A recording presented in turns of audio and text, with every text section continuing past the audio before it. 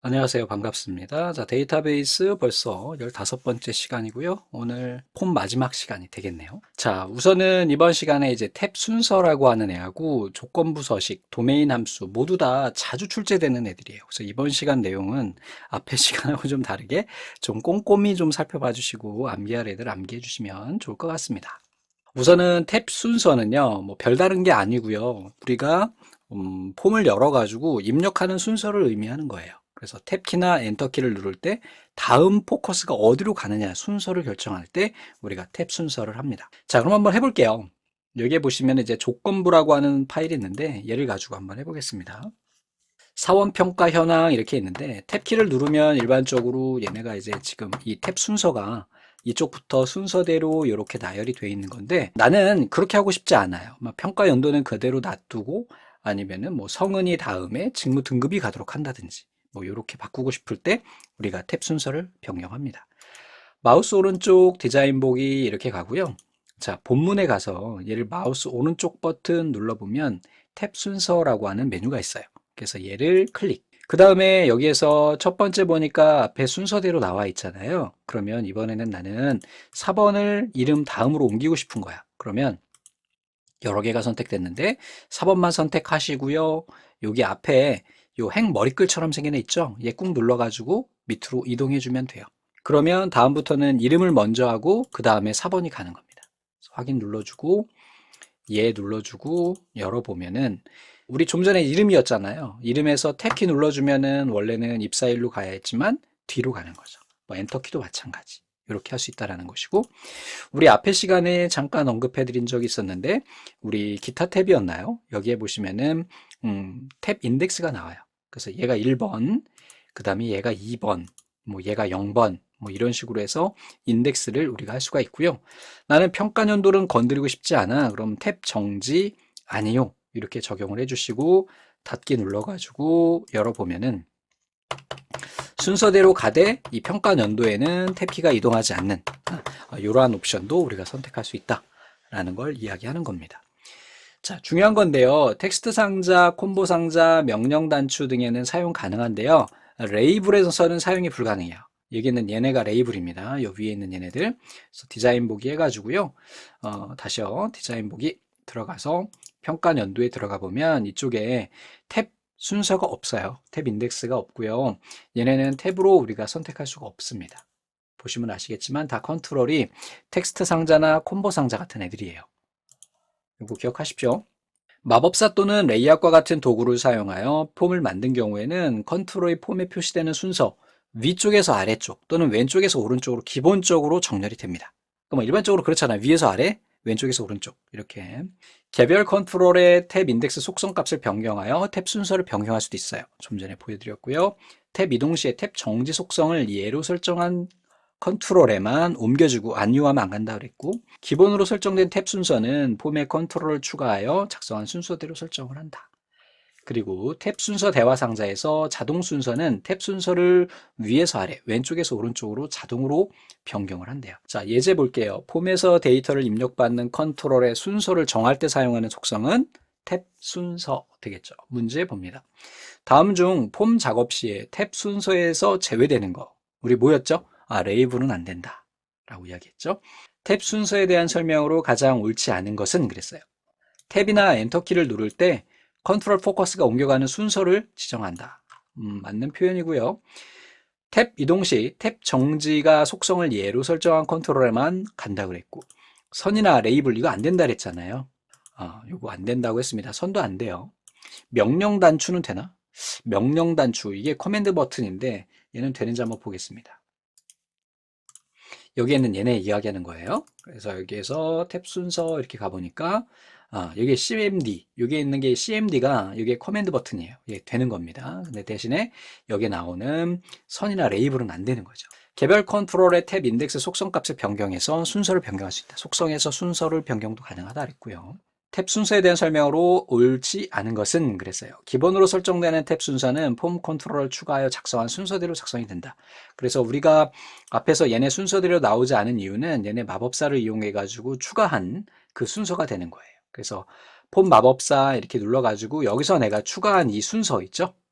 다시 한번 이렇게 우리가 추가할 수 있는데 이 순서대로 순서가 먹여진다. 이걸 이야기하는 겁니다. 그래서 얘네 순서와는 다르게 얘네가 설정이 된다. 여기에서 자동 순서는 탭 순서를 위해서 아래에서 오른쪽, 왼쪽에서 이렇게 하는 게 아니라 위에서 아래쪽, 왼쪽에서 오른쪽 이렇게 되는 거죠. 근데 딱 이게 또 정확하게 이렇게 되지는 않는다. 자, 폼 보기에서 탭을 눌렀을 때 각 컨트롤 사이에 이동되는 순서를 정한다. 탭 정지의 기본 속성 값은 얘다.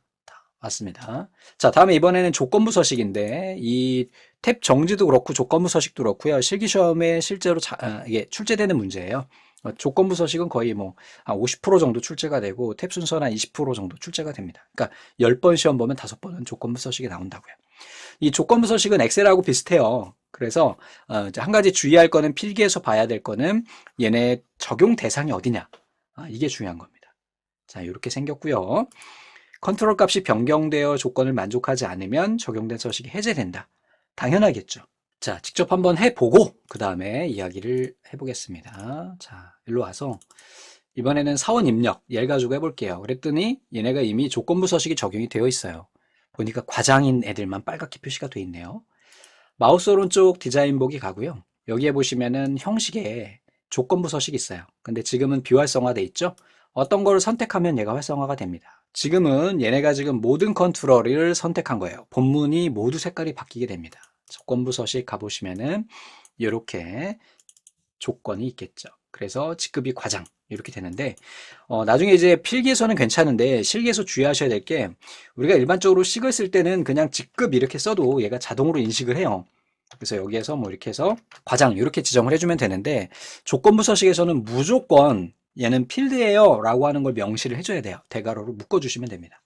좀 전에 우리 빨간색에 이렇게 되어 있었는데 굵게 하고 이번에는 오렌지 색깔로 하고 채우기 색깔은 약간 회색으로 해가지고 이렇게 적용을 한번 해볼게요.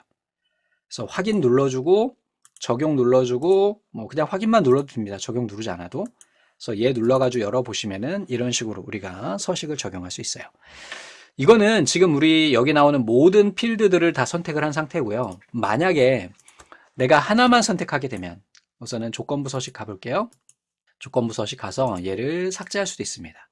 이번에는요, 뭘 할 거냐면은 직급 하나만 선택을 할게요.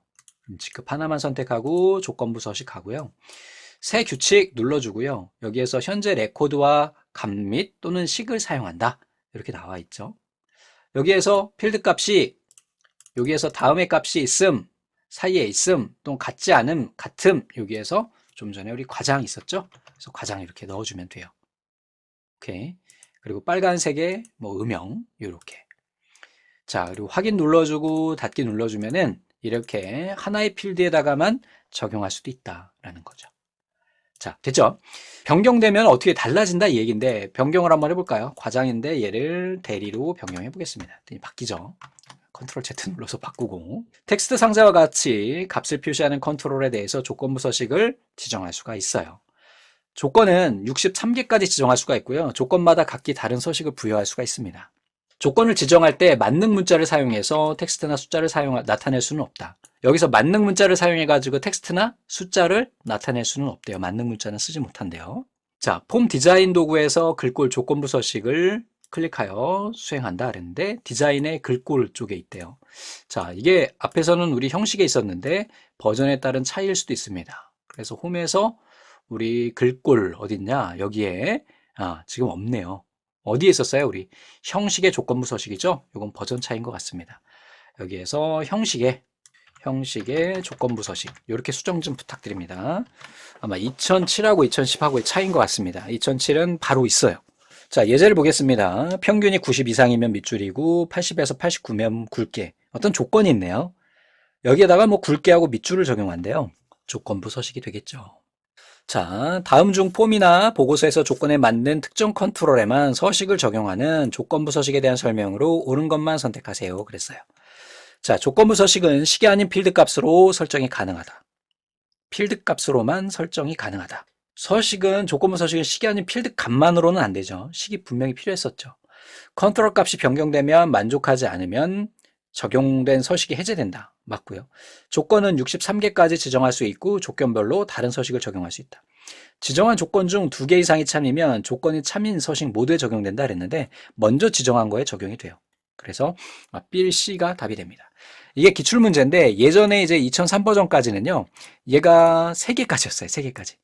근데 이게 63개까지 변경됐다라는 거. 그래서 다른 기출문제를 여러분들이 풀어보시면서 왜 다른가 이렇게 생각하시면 네, 버전 차이다 이렇게 생각하시면 되겠습니다. 보고서에서 이번에는 보고서인데요. 납품 수량이 100보다 크거나 같으면 납품 수량이 나머지 필드에 대해서 음영을 표시하도록 작성하려고 한다. 이때는 우리가 이 전체에 해당하는 본문에 있는 이 컨트롤 모두 선택해야 되고요.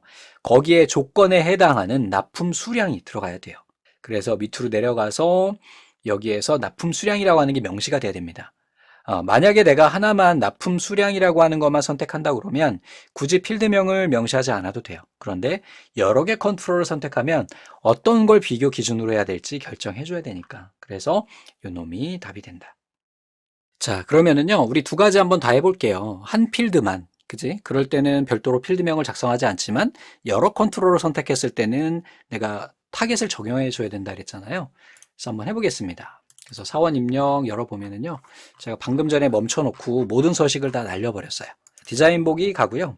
요게 입사일에다가 하나만 넣어볼게요. 자, 조건부 서식 이렇게 해주고요. 새 규칙 이렇게 해서 여기에서 필드 값이 뭐뭐보다 작음 이렇게 해주고요. 2004년 이전인 애들 이렇게 하면 2003년 12월 31일까지만 나오겠죠. 값보다 작음이니까 뭐 여기에서 같거나 뭐 작거나 같은 뭐 이렇게 하면은 모르겠지만 이렇게 하면은 이전 애들이 나오겠죠. 이렇게 해주시고 채우기 이렇게 흰색이 아니라 뭐 다른 색깔로 얘를 색깔을 좀 바꿔보자. 이렇게 적용을 하는 애를 한번 해보겠습니다. 지금 우리 별도로 필드 조건을 주지 않았죠? 필드명을. 왜? 입사일 하나에다만 줬으니까. 그래서 더블 클릭하면 입사일에만 이렇게 표시가 되겠죠. 자, 그러면 이번에는요, 얘네 전체 컨트롤에서 우리 직급이 과장인 애들을 한번 해볼게요. 형식, 조건부 서식, 새 규칙 이렇게 들어가고 그 다음에 필드 값이 다음 값과 같음 이렇게 하고 여기다가 이렇게 과장 이렇게 적용을 하고 얘는 빨간색 이렇게 하고 확인 눌러주면은 어떻게 되는지 한번 확인해 볼게요. 우리 필드명을 명시하지 않았죠? 어떻게 됐어요? 여기에만 적용이 됐죠, 지금. 근데 우리가 지금 하려고 하는 거는 전체 필드잖아요. 그래서 디자인 보기 가서 다시 얘는 해제를 좀 해줄게요. 조건부 서식 가서 얘는 규칙을 제거해 주고요. 다시 선택을 하고 전체 행에서 적용할 때는 새 규칙 이번에는 C2 이렇게 해주시고 여기에서 좀 전에 직급이었나요? 필드명을 까먹었어. 네, 직급이네요. 이렇게 해서 C2 해주고 여기에서 직급이 과장인 애들은 여기에서 검은색에 흰색으로 적용을 하고 글꼴을 흰색으로 하고 채우기를 검은색으로 이렇게 해볼게요. 그래서 이렇게 해주게 되면 전체 필드에 자, 열어보면 이렇게 과장인 애들 전체 필드에 서식이 적용이 되겠죠. 그래서 전체 필드에다가 서식을 적용을 할 꼭 조건으로 지정할 필드명을 작성을 하고 거기에 조건을 쓴다. 이거 기억하시기 바랍니다. 다음 중 폼이나 보고서 사용되는 조건부 서식에 대한 기능으로 옳지 않은 것은 그랬어요.